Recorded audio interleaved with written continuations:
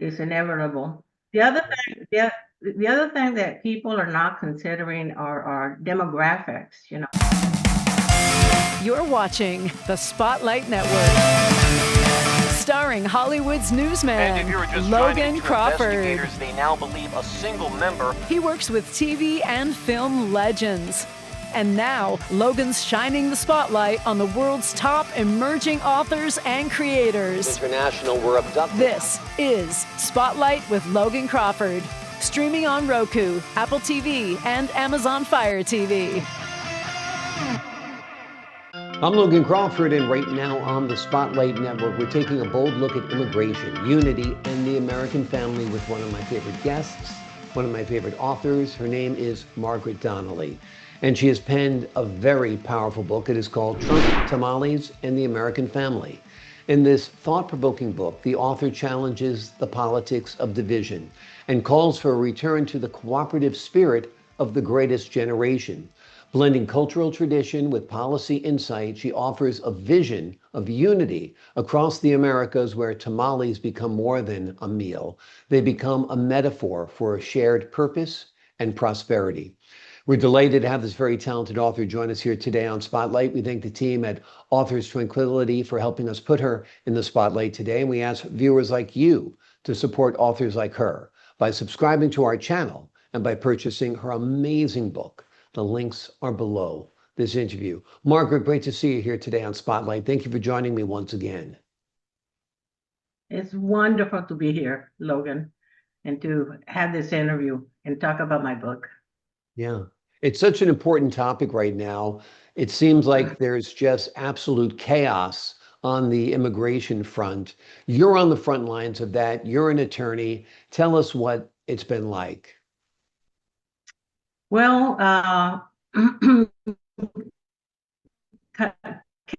chaotic is really not a strong word in order to describe the situation that we're going through in the immigration front, both for immigrants and for attorneys like me, and also the government. I think people that are in government are having a hard time, which is why President Trump is trying to enlist local enforcement support.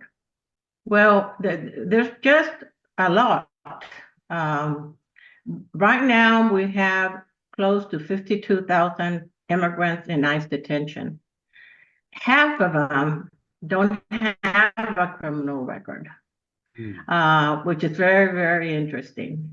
The statistics are very interesting too, because what I have been able to amass is that 11,000 persons were deported in February, 12,000 in April, which is surprisingly low in my opinion, especially in view of the measures that President Trump is pursuing. And we'll talk about that in a minute. It seems like the administration is targeting people who speak out, and that's kind of a dangerous trend as well, don't you think? Right. He has conflicts right now with large immigration law firms. He's having conflicts also with the judicial branch of the United States.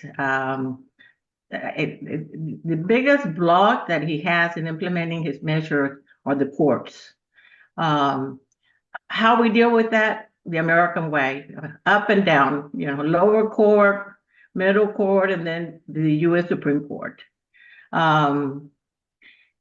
Interestingly, President Trump is really pursuing, and it's in a very aggressive way,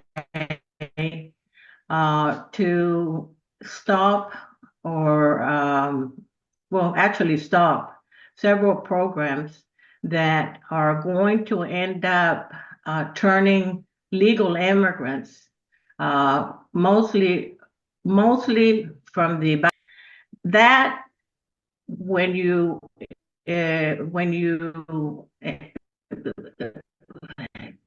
think about the 12.2 million undocumented immigrants that we have right now. It's, to tell you the truth, I don't know. I really don't know how President Trump is going to deal with this with success. I just don't see it. And just to mention, 350,000 Venezuelans just lost their temporary protected status. And these Venezuelans arrived in May of 2023. 500,000 Haitians are preparing to lose their status too. 500,000 Cubans, Haitians, Nicaraguans, and Venezuelans are losing their human parole protection. That's another program. TPS, temporary protected status, is one distinct mechanism, and the parole, humanitarian parole, is another one. So, I mean, we're facing probably more than 1 million persons who are legal to lose their status simply because President Trump decided to do that, or his people. And I talk about all this in my book. I mean, I have things. I was rereading it, and I was thinking, Margaret, you wrote this book 2020 happening. I addressed many issues that we're confronting right now. The numbers are so large, deporting hundreds of thousands of people, millions of people, obviously, like you said, in this country illegally. It doesn't seem like there is a way to deport them all, if you would even want to.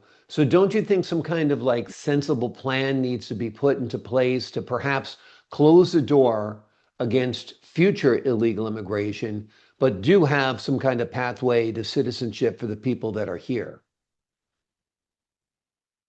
Well, as I mentioned before, as you know, President Ronald Reagan ran into this problem when he was in his first term in the presidency.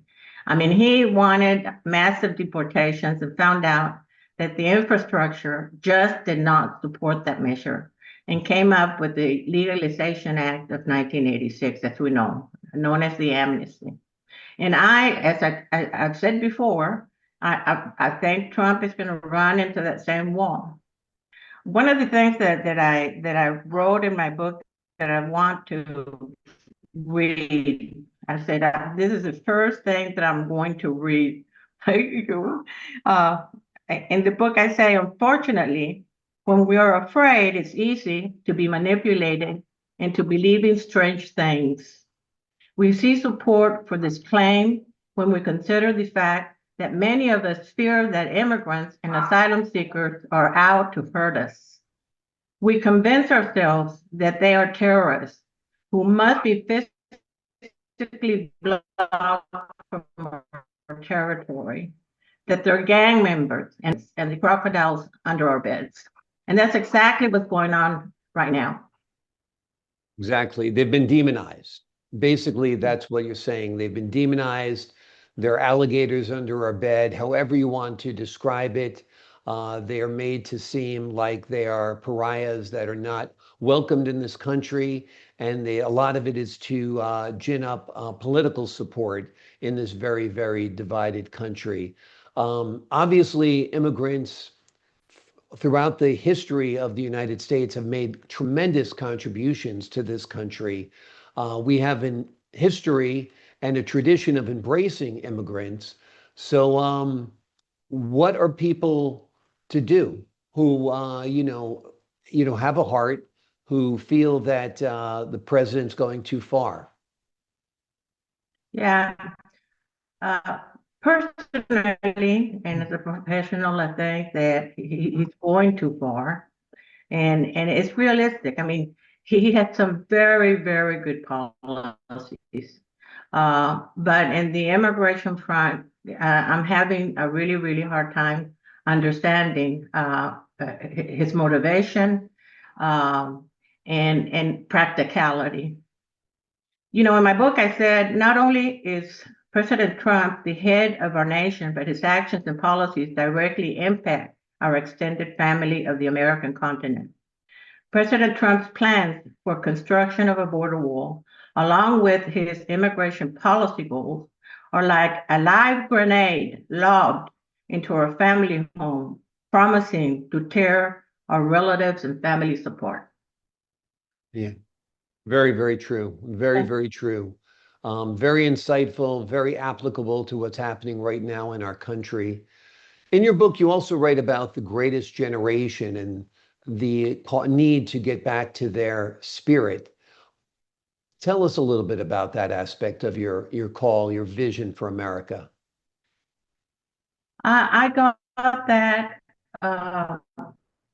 mostly from my father, from my dad, who fought in the Pacific during World War II. And when he came back, he joined an oil company and went to work in Venezuela and became instrumental in Venezuela. And we always talked about his generation, how General George Marshall built this campaign, this program, in order to export know-how to our enemies, mainly Germany and Japan, but other countries got help. And what we did was we built up our enemies, and they have become our greatest allies today. And I think that it's indispensable. I was looking at the statistics on the detentions, and the 51,000, 52,000 that are in jail right now in ICE detention. And by the way, ICE stands for Immigration and Customs Enforcement. Most of them come from Central America. Most of them come from South America, which is interesting. And while we're distracting ourselves with the Ukraine, with Russia, with China, which has usually been our tendency to pay attention to, yes, world powers, the world powers, but I think that the countries in the Americas need our attention, Most of the people, like the 500,000 Haitians, Nicaraguans, Cubans, and Venezuelans that are here under the humanitarian parole, come from countries with conflict. There's drug trafficking, human trafficking, horrendous corruption, bad economies, and we need to help these countries address these issues. I think that we can do that. Absolutely, absolutely. I think we need more than just the simple answer of deport them. You know, obviously they're leaving their countries because of poverty, usually.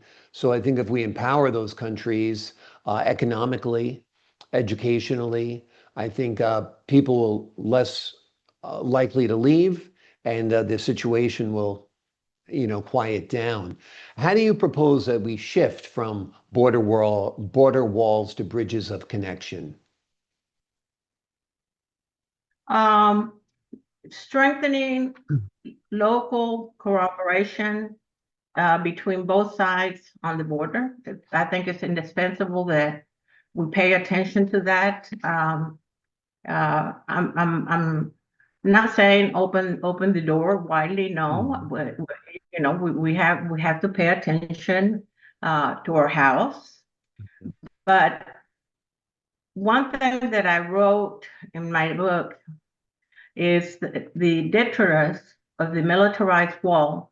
What we have right now in the border includes fences and walls, dams, stadium lighting, surveillance towers, diverted floodwaters, intrusive signage, landfills, drones, custom-built access roads, staging areas, parking, internal checkpoints, endless vehicular patrols, armed foot patrols, large-scale earth removal, warehousing, and heaps of trash.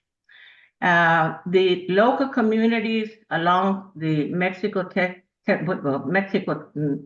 border need our attention. You know, they're just like the countries in Central and South America. You know, they need help in strengthening their infrastructure. We need to have a devise a system where local cooperation between both sides is strengthened, is fed, is supported, is guided, and we're not paying any attention to that.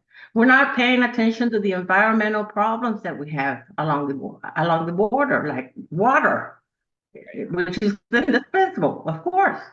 Yeah. Absolutely, That's one absolutely. thing that we can do. You know, and we don't have to, you know, fly to Nicaragua or Venezuela or whatever. I mean, it's our house. We need to repair our house. Exactly. And I think that the best approach to deal with this massive deportation program that is not going to succeed, it's just not going to. I mean, it needs to be shifted to legalizing. Yeah, we are delegalizing people, you know, like with the temporary protected status program and with the humanitarian parole program. We're dehumanizing them. How can we take 500,000 people with humanitarian parole and leave them in the street when we have no way of housing them, feeding them, transporting them? We have no way. I mean, in this way, I just really find fault in our current immigration policies. Exactly. Or lack of decent immigration policies, for sure. No common sense whatsoever. No good planning. Even if you look at the streets of New York City, they have people warehoused in hotels, feeding them out on the sidewalk. I mean, it's a real mess. A lot of money is being spent, but we're not getting a lot of good return on our investment there. The people look like they're prisoners. And it's really a heartbreaking scene that's being played out in New York City and other cities across America. In your book, you refer to the American family as stretching from North to South America. Talk to us a little bit about this.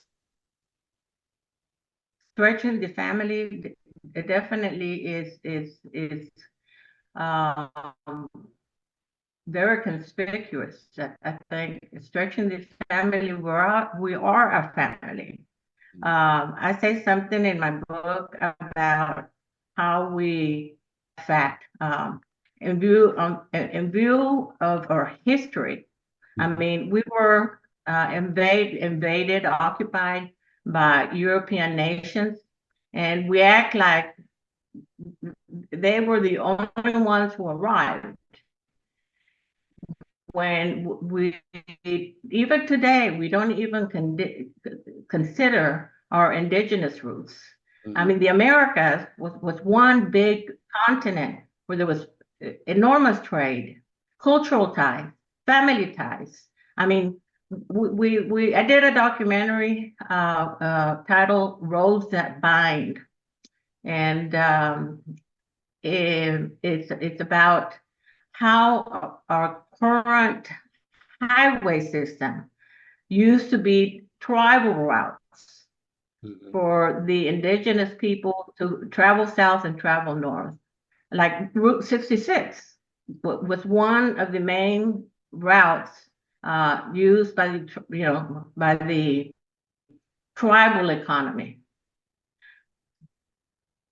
So that's what I mean. I think that we have a lot in common. Another problem, it's not a problem. It's simply that we're more interconnected. We live in a digital world, Logan. Okay. When a family moves from Mexico and grows here, they're in contact with their family in Mexico, like all immigrants. So we're more aware of what's going on. And of course, I mean, it makes total sense that people outside of the United States, they're in touch with us. They're in touch with us and they see how we live. They see how we work. We see they see our cities, like the city behind you. Exactly. And they want to be a part of us. Right. Exactly. Exactly. And you can't blame them. You can't have an area of extreme wealth living next door to a area of extreme poverty and nothing separating them other than really an imaginary boundary, without those people wanting to emigrate north. I mean, if I was down there, I would want to emigrate north. How do we change the public perception around immigration? How do we get people to be more kind-hearted and more accepting? Well, I write books. I do nonprofit work. I also have two steady TV shows that are shown in YouTube. They're directed at the Hispanic community. They're in Spanish. You're my route to talk to the English-speaking audience. Yeah. I think that the press, and I have told newspaper men and women, both here in Mexico, that they need to talk more about the situation and make proposals. I mean, there needs to be advocacy, communication. We need to do that. Exactly what you and I are doing. There needs to be more. Yeah. Absolutely. Absolutely. And do you think there's going to be an upheaval in the next election? Yeah. Do you think in the next election, the midterm elections, that there will be an upheaval, that more Democrats will come in and there'll be a swing back to the left a little bit? Yes, I do. Yeah. I definitely do. I've heard that from many people.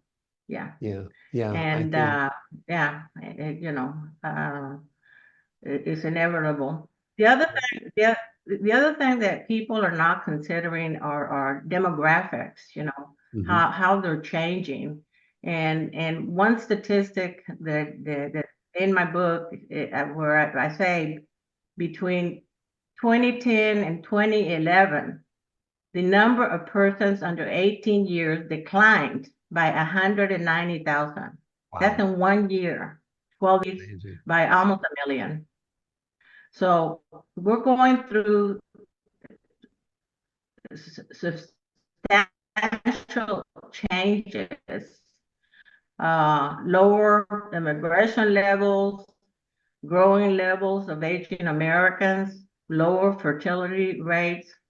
And one fact that I think the government needs to confront is the necessity that we have for foreign workers, especially in the agro sector. 50% of the agro sector is undocumented. That's the last statistic that I found. Before, it's been 75%. So Wow. who's going to grow the food? Yeah. Yeah. Exactly. Yeah, who's going to feed this nation of ours if we get rid of the undocumented in this country? What do you hope readers take away from your book? What do you hope they learn from it? What do you hope they change about their thinking after reading your book? Oh, I think the politicians in Washington need to read my book. Yeah, I agree. Because I think it's a book that saw it coming. And in 2020, during his first term, I just saw it coming, and I said, I'm not going to be quiet. I need to address the things that I'm seeing, and how we can help our neighbors? What are the issues that we need to confront? Let me see. The issues that we need to confront, where I talk about working closer with the border communities, strengthening the infrastructure there. Not a lot of comments, a lot of ideas, you know. I teach a little bit of our history, our immigration history, like with what happened with President Ronald Reagan, because we had a huge influx of undocumented people in the 1980s, and because of the situation in Central America. Yeah. Yeah, without a doubt. Talk to us a little bit about how your work in immigration law has shaped the ideas that we find inside your book. With immigrants, I mean, you know, and it's been only immigration, you know, and it's been in all fields. You know, and sometimes I'm not sure, but sometimes I just draw the courage to have an honest conversation with the community and with judges and you know, whoever. Right now, President Trump issued an executive order for what we call a registration requirement. And the registration requirement went into effect on May 7th. It requires everybody who is undocumented in the United States. The procedure is pretty simple if you don't have any problems. But if you do have problems like a deportation, a criminal record, it's not a good idea for the person to do it alone. I mean, that person needs to find a lawyer. It's simply a registration. Now, there are two camps concerning this issue. One camp, it says they want you to register so that they can go and find you. Okay? And the other camp is it's probably the beginning of the legalization program that Trump is going to implement, because he's not going to have any other choice. It's just a really good way of starting the program very slowly, without talking about amnesty or anything. I tell clients, you know, that's what I feel. I feel that just may happen. Now,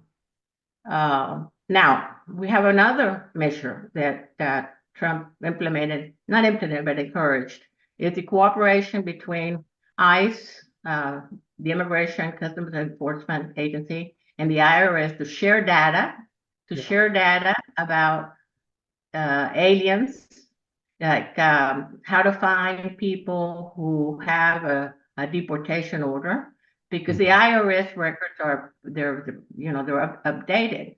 And this newspaper man asked me, "What do you think is going to happen?" And I said, "Oh, what's going to happen? They're not going to file their taxes. That's what's going to happen." You know, I mean, duh, you know.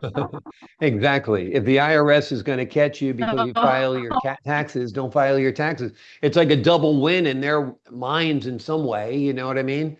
It's a crazy system we have in place. We need sanity to prevail. I think your book is a voice of reason in an otherwise very noisy and chaotic world. The name of the book is Trump, Tamales, and the American Family. It is a call to rise above fear and rediscover our shared heritage and our hope. Margaret, thank you so much for joining me here once again on Spotlight. Well, thank you very much, Logan. It's been a pleasure. It's always a pleasure speaking with you. I appreciate your insight and your wisdom, particularly on important matters like this. To the folks at home, I'm Logan Crawford, thanking you for your time this time. Until next time on Spotlight.